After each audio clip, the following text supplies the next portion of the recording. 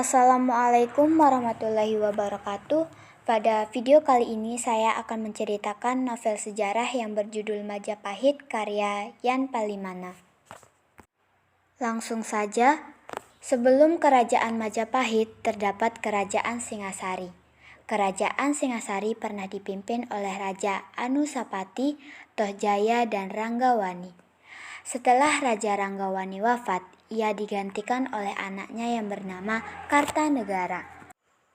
Ia sama seperti ayahnya yang bercita-cita meluaskan wilayah kekuasaannya sampai keluar Jawa. Kartanegara merupakan sosok raja yang tegas dan bijaksana. Dalam pemerintahannya, Raja Kartanegara dibantu oleh dua orang menantunya, yaitu Raden Wijaya dan Ardajaya.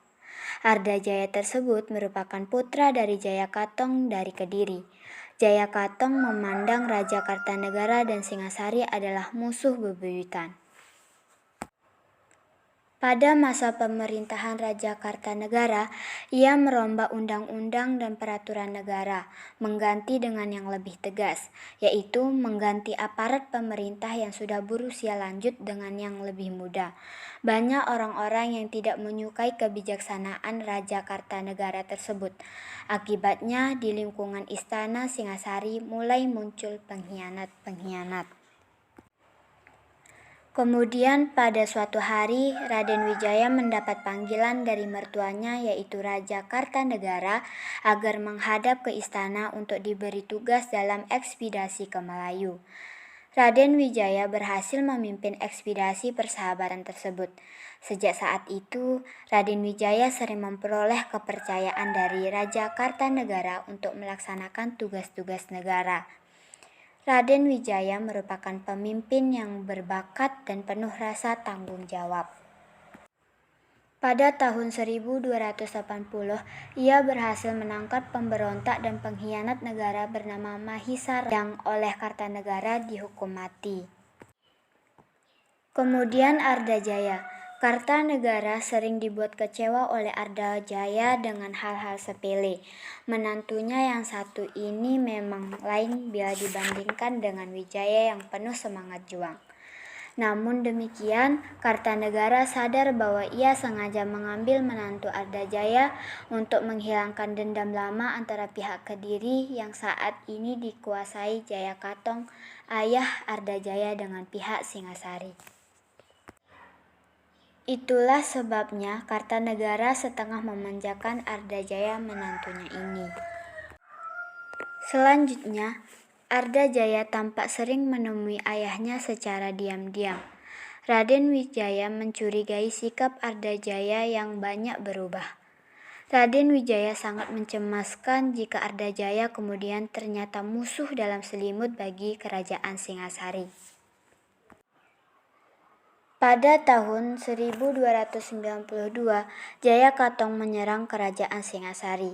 Mengetahui bahwa pada saat itu penjagaan di istana Singasari Madura, Jayakatong melakukan serangan ke istana Singasari dari dua arah, yaitu arah utara dan arah selatan. Raden Wijaya tertipu oleh musuh di sebelah utara berjumlah sedikit. Kemudian pasukan Jayakatong yang di sebelah selatan menyerbu istana Singasari. Raden Wijaya beserta kawan-kawannya di sebelah utara, sedangkan Ardajaya bertahan di istana. Pasukan istana Singasari di bawah pimpinan Ardajaya terdesak, dan dalam tempo sekejap saja istana diduduki oleh prajurit Kediri.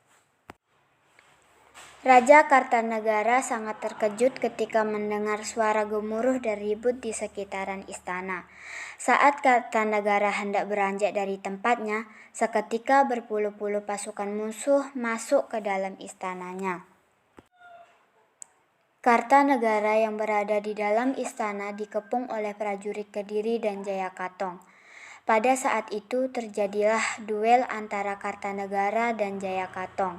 Jago-jago tua berduel mati-matian memperebutkan harga diri masing-masing.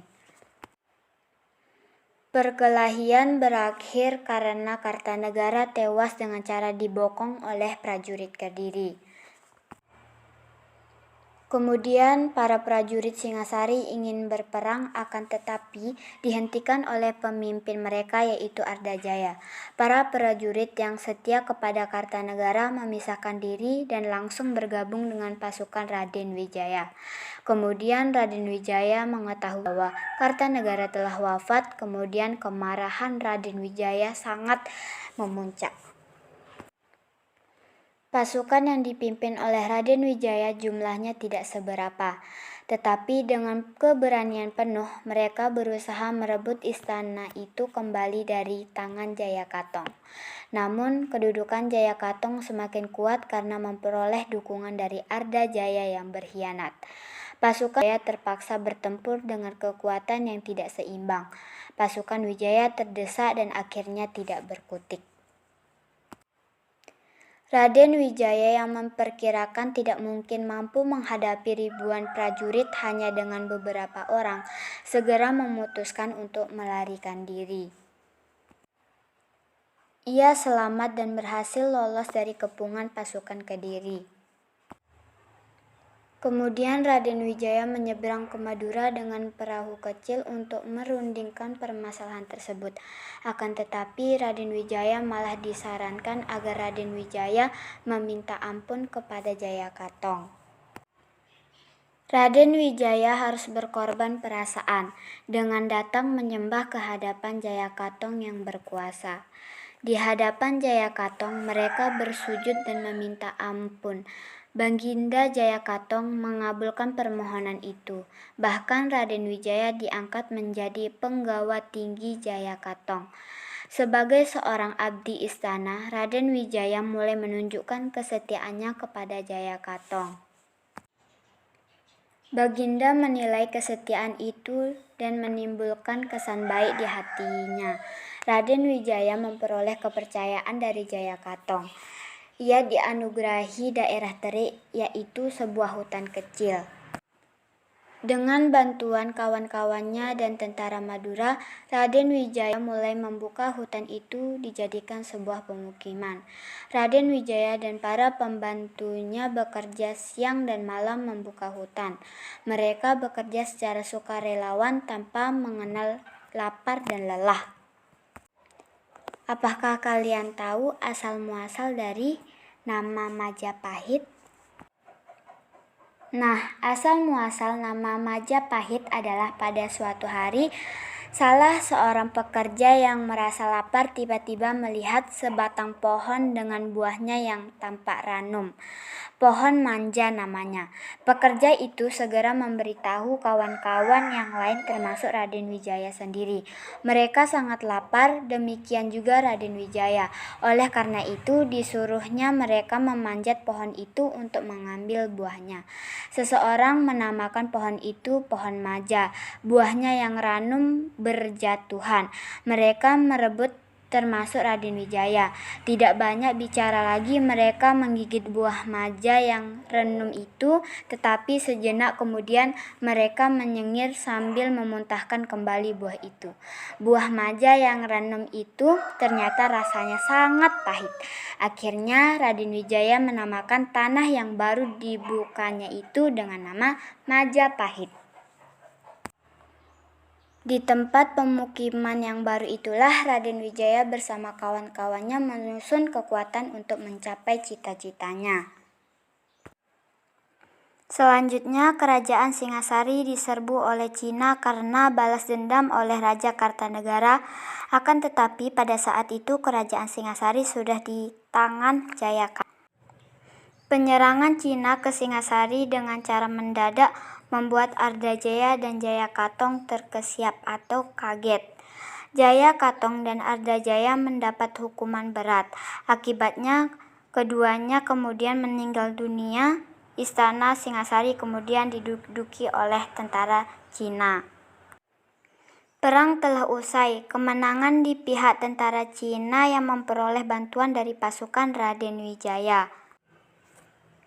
Kemudian tentara Cina mengadakan pesta. Raden Wijaya diundang menghadiri pesta tersebut, akan tetapi ia tidak memperbolehkan prajurit-prajuritnya ikut, karena Raden Wijaya ingin menyerang tentara Cina tersebut saat mabok-mabokan.